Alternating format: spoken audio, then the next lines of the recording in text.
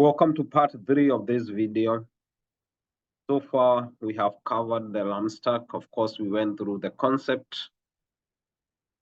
Then we went through the whole process of creating the project in part 2.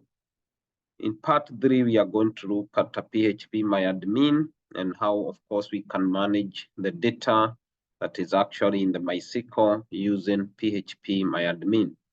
As we said, PHP My Admin is not part of the LAMP stack.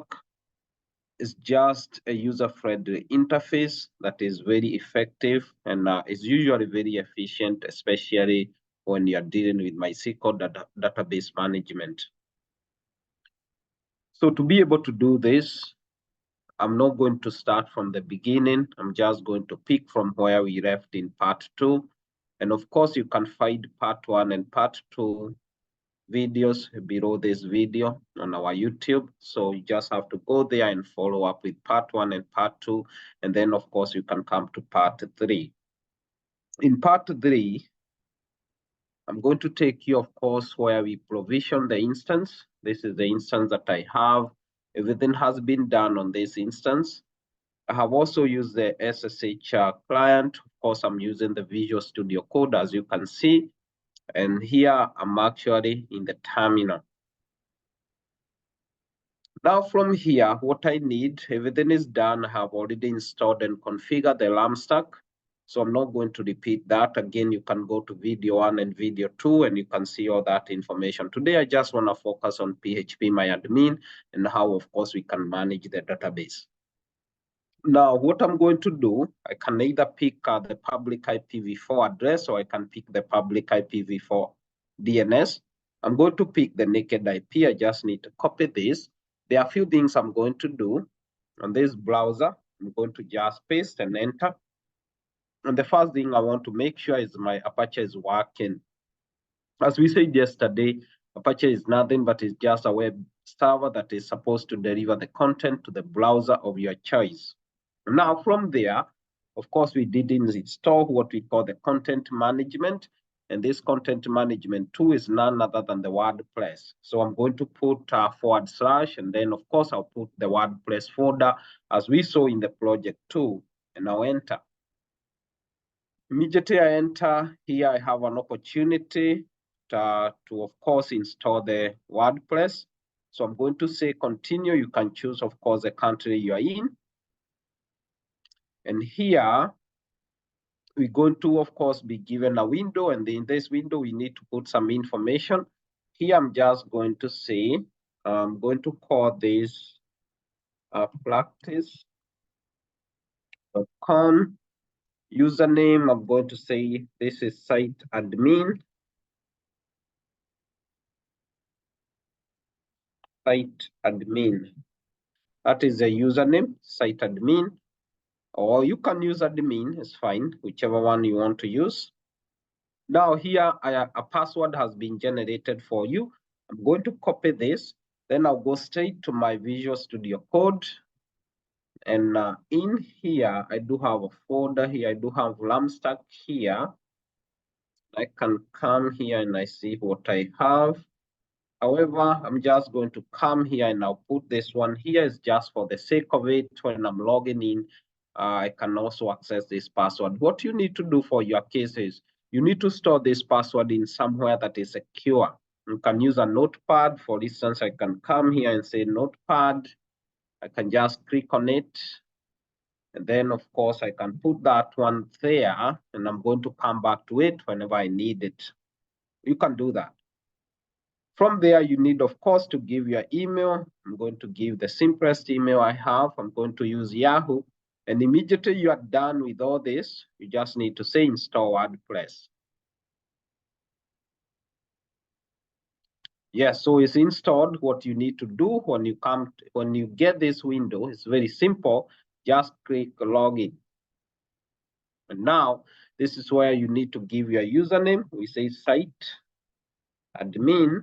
And then, of course, you need to get the password that you stored somewhere, wherever you stored yours. Go and get it, then come back, and then paste it here. You can say, remember me is fine, and then let's log in. Now here we go. We have been able to log in. Now this is welcome to WordPress. This is a WordPress page. So here for us to continue, of course, the focus is none other than to show you exactly how to use PhpMyAdmin plugin, which is very important, especially because it makes it very easy to manage a MySQL database. So we're going to come here and then we'll go to the plugin section. Then you're going to say add new plugin. And here there are many plugins, but we are very aware of what we need, which is PHP My Admin.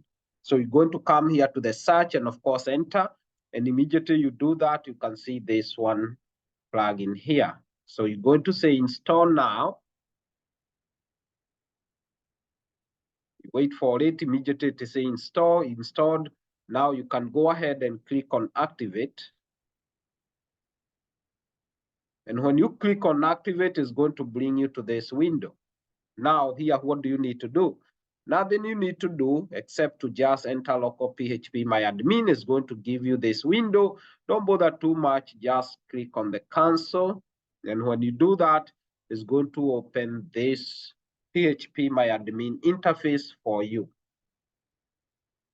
Now, if this is your first time dealing with the database, I would recommend you do some search on the database. But again, I'm going to give you some of the database or SQL commands. So it's going to be very easy. I'm going to be doing both. I'm going to do it on the SQL terminal, and also I'm going to do it here to make sure that you do understand exactly why we use PhpMyAdmin. So now, here we are looking at PhpMyAdmin. Remember, we did configure our database with the PHP configuration file, if you remember. Because of that configuration we did, you can see that we do have the database here called WordPress DB. This is the database we created when we said create database WordPress DB. Let's go to the terminal. And here is the terminal. I don't need this password, so I'm just going to enter, and then I'll clear this.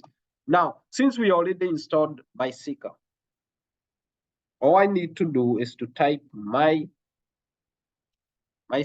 and enter. It's going to take me straight into MySQL terminal, and then I can enter. Some people struggle to clear the terminal from MySQL. It's very simple. To clear this and have a bigger space, all you need to do is to press on Control and letter L. That's all, Control L. And of course, it's going to clear your terminal. Now, let's check the database. To be able to check the database, SQL commands are very simple. You just need to say show databases.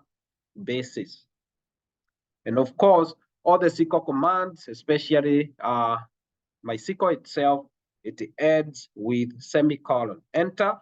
And of course, you are going to see the database that we have. Now, if I want to use a specific database, I just need to say use and then the name of the database, WordPress DB. That is a database. Again, remember, you have to have the semicolon there. Enter. Of course, it's going to say some changes have been initiated. Of course, now we can start using this database. Let's do Control L. And of course, we clear the terminal, and now we have more space to work with. Now, from here, there are things we know that this is a relational database. It means that the database is going to be stored in a formatted style, most likely what we call tables. So now, let's see whether we have any tables. Show tables, colon, semicolon, enter. We have so many tables here. And of course, you can see all these WP, WP, WP. Let's come now to the interface that we have been given by PhpMyAdmin. These are all the tables that you can see under the WordPress database. Now, how do I remove one of these tables? I can either do it in the terminal. Again, terminal is a little bit technical. If you're not familiar with the commands, you're going to struggle. Let's remove one of them. To remove is just drop table, and then of course, the name of the table here. we're going to drop this table, and of course, semicolon, enter. So that table has been dropped. So let's go and see what happened. Of course, we have to refresh this, and you can see that that table is gone.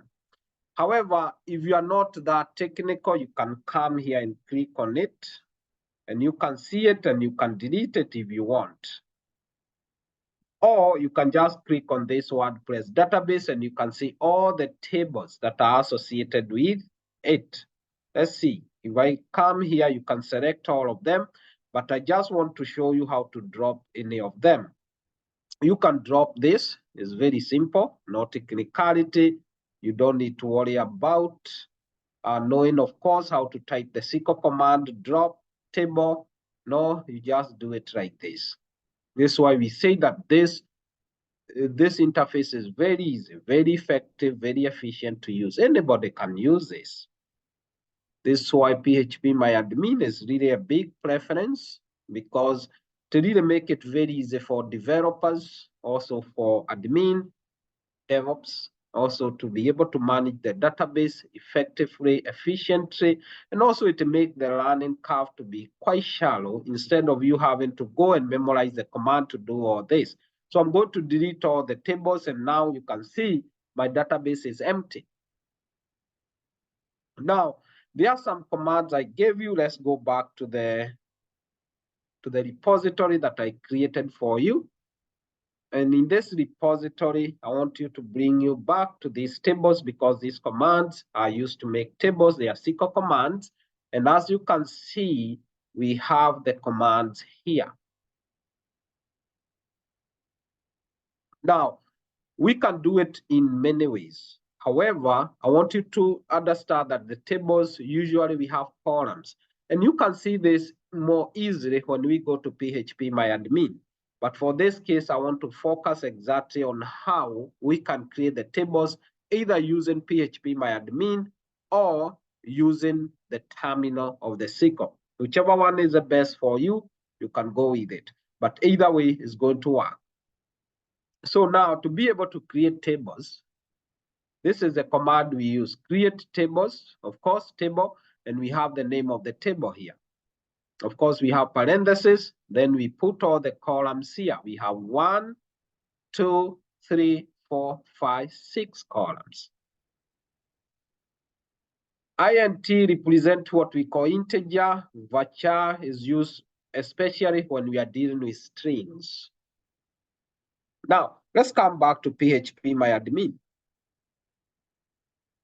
Now, I'm actually in the WordPress DB. I can create table if I want. And how do I do that? There are two ways you can do it. If you're not technical, you can just click on create. And here, before you create table, you ask how many columns you want. What are the columns? Let's go back to what I gave you in the repository. These are the columns: 1, 2, 3, 4, 5, 6. So we need 6 columns. Let's come back here. We have the table name, and of course, we need the 6 column. Again, it's just like how the command looks like. We have the table name, and then we have the 6 columns that we need. We come back here. So we need to increase the number of columns to 6. Now we just need to say create. We need to fill the name of the table. We can say the name of the table is none other but students. Students. Now with that, you can just come and you can create the table. It's very simple. You just need to put the first item here, and you can even come here and do it. This is the student ID. You come here, just put that information. Because the student ID is going to be an integer. You can specify the length if you want, maybe 20. You can do, and again, remember, as you look at my PHP My Admin, this is the primary key. So also the PHP My Admin allow you to do that. We have attributes, we have index. This is the primary key, and you can choose exactly what you want with that. So you can create your own table, and then of course you can put all the other information. If it's a string, go with varchar. You can do that. There is another way, of course, to do the same thing. Again, we are not going to save. We're going to come back here. You click on the table.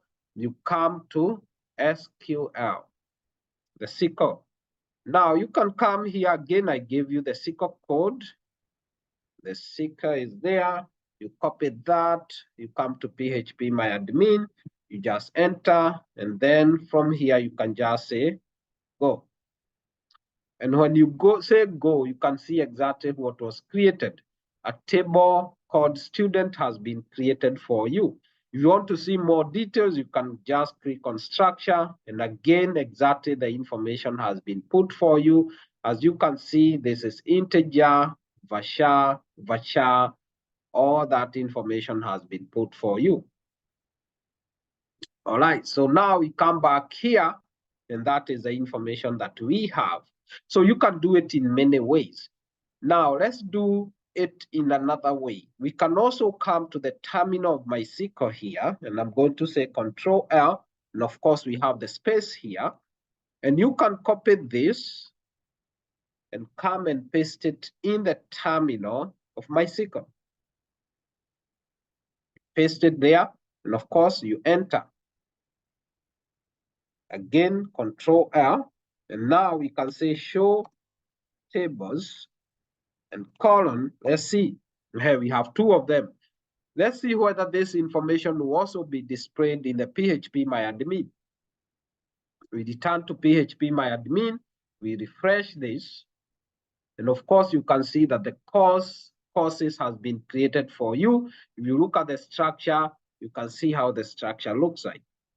Let's do the rest of them quickly.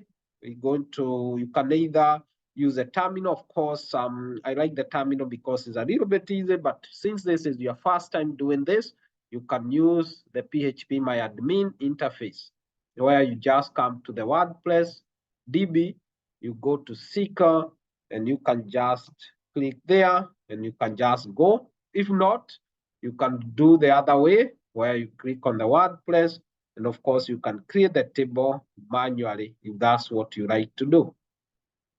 So we are done with that. Then we go to the next one. We're gonna create Internet of Things. This is another table here. We come here. We look at the SQL itself. Just do that. Then we go. It's a very easy interface to use. The other one I want to do it actually in the SQL terminal. So this is another table here. Remember, all the tables end with semicolon. So we come there, we enter, Control L. So we're still going. We go to the final one, I believe so. We come here, of course. We enter the final one and enter. Let's go back to the PhpMyAdmin interface. And of course, we just need to refresh, and you are going to see that all of them have been created. Now, these are just tables, columns in form of columns. This is, now we have courses, we have departments, we have Internet of Things, we have students, we have teachers, and we have VPA. Let's pick one of the tables. Student tables are used to store information, and this is why we said SQL is a relational database, because it is store information in form of tables. Now, let's look at the structure. This is how the structure look like. These are going to be the columns: student ID, first name, last name, age, grade, enrollment date. Now, what we need to do, you come to the SQL structure. Of course, it will show you exactly, select from, where, wherever. This is all this one show you exactly whether we have any data inside of this table. This is a command, select all from, and you can be able to see whether we have anything. For this case, let's go back here to the student, and let's see how you can put information if you don't know exactly how to run the SQL command. So we're going to come here, click on the table we want to put information inside. and we'll look to insert information. Now, when you click on that, we have this window that open. And in this window, you have something like student ID. You can give any value. Let's say 100. First name, we can give James. Last name, we can give any name. This is a student. Age, doesn't matter. Grade, again, this is a float, which means it's going to be a decimal. Let's say 0.23. Enrollment date, we can come here, click on the date. It's very easy, and then we can pick any date. Yeah, so now we pick that one. All we need to say is go. And that has been created for us. You see how easy it is? Now, if you come to students, you are going to see that we do have a student called James that has been added here. We can search in the table. Let's say we are searching for 100. Let's see. You can search, I mean, you can do any search you want. You can create a view, you can export. You can do many things here. Let's say I want to search. You can search with different things. For instance, let's search for anybody that student ID is 100. Here we see that, yes, we can see exactly that we do have a student, we do have James. So this is why PhpMyAdmin is a very effective interface. So you can search with many parameters. First name, let's say James. Let's see what will come. Again, we can see James here. So that's how easy it is to be able to locate information. However, if you go back to my Git repository in the GitHub, you are going to see that I did give you a SQL command that can be used to enter information or insert information into this table.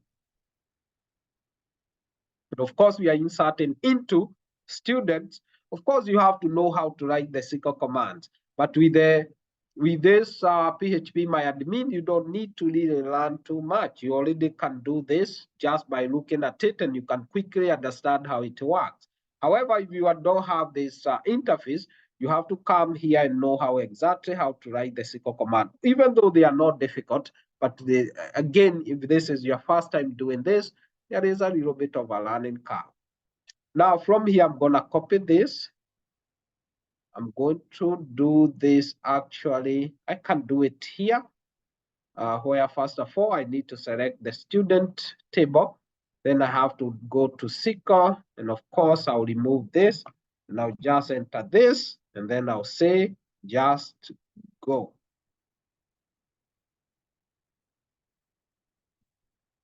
So now from here, I can see that everything has been inserted.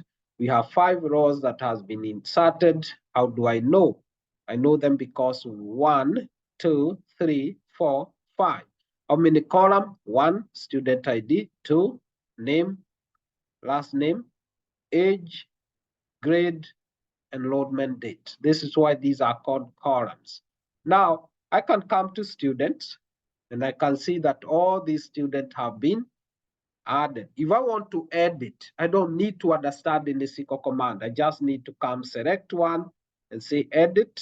I can change the name. Maybe there was any spelling mistake.